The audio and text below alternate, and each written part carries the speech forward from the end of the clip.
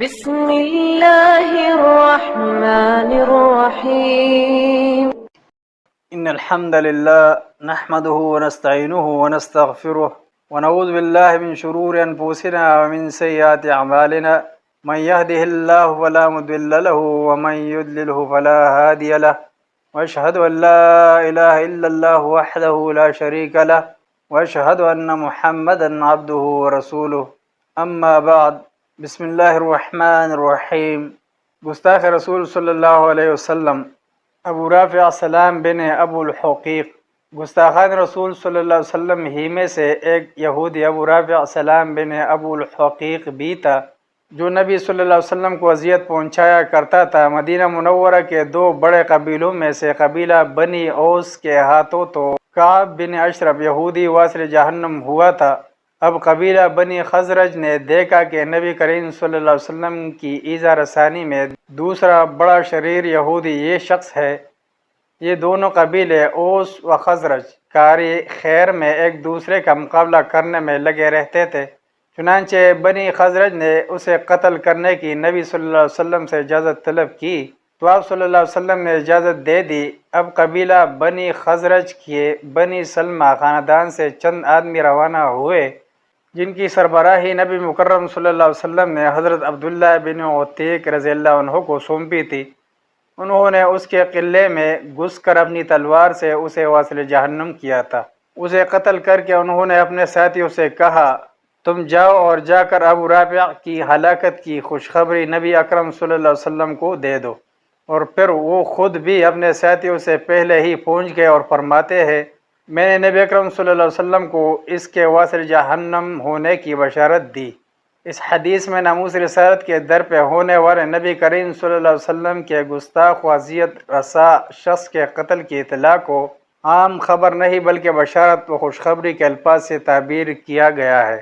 Number 36 اسود عنسی گستاخان رسول صلی اللہ علیہ وسلم ہی میں سے ایک شخص اسود عنسی بھی تھا جس کا تعلق یمن سے تھا. اس نے بھی مسیلمہ کذاب کی طرح نبوت کا جھوٹا دعویٰ کر کے توہین رسالت کا ارتکاب کیا تھا. وہ بدبخت اپنی جادوگری شعبدہ بازی اور طلسموں کے ذریعے لوگوں کی آنکھوں میں دھول جھونکا کرتا تھا. قصر نبوت میں اس کے نقب زنی کرنے کا ذکر بھی خود نبی اکرم صلی اللہ علیہ وسلم نے فرمایا ہے. چنانچہ صحیح بخاری و مسلم، نسائی، ابن ماجہ اور مسند احمد میں ارشاد نبی صلی اللہ علیہ وسلم ہے میں سویا ہوا تھا جبکہ مجھے زمین بھر کے خزانے دے دیے گئے اور میرے ہاتھوں میں سونے کے 2 کنگن پہنا دیے گئے. یہ بات مجھ پر بڑی گراں گزری جس نے مجھے مغموم کر دیا. پھر مجھے وحی کے ذریعے بتایا گیا کہ پونک مارے. میں نے پونک ماری تو وہ دونوں اڑ گئے.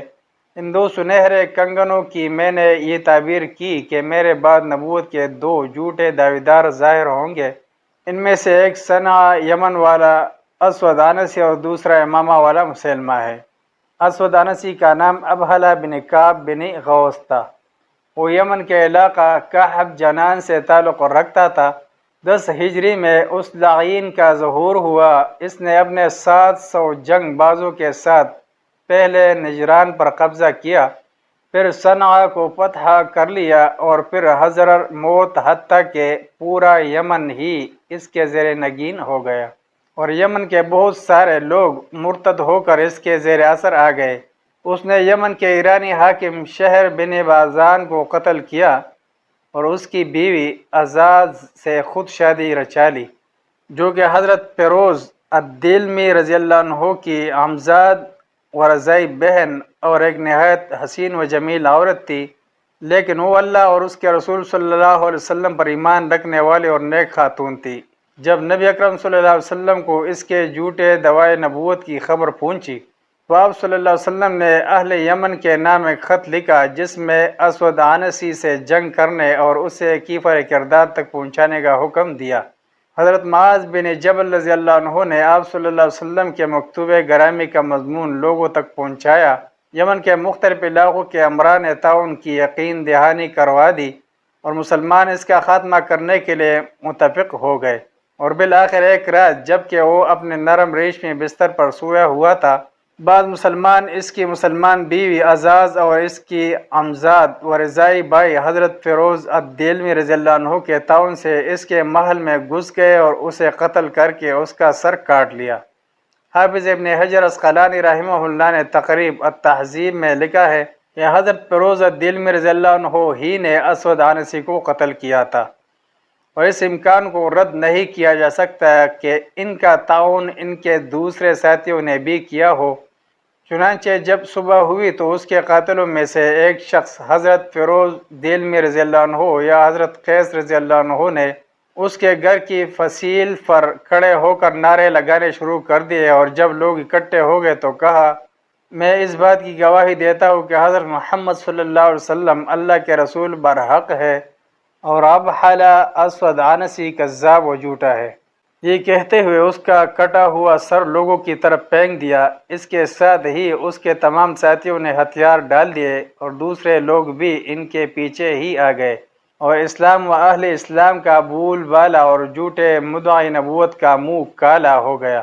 اس کے دعوی نبوت اور یمن پر قبضہ و غلبہ کی کل مدت صرف 3 اور ایک قول کے مطابق 4 ماہ تھی۔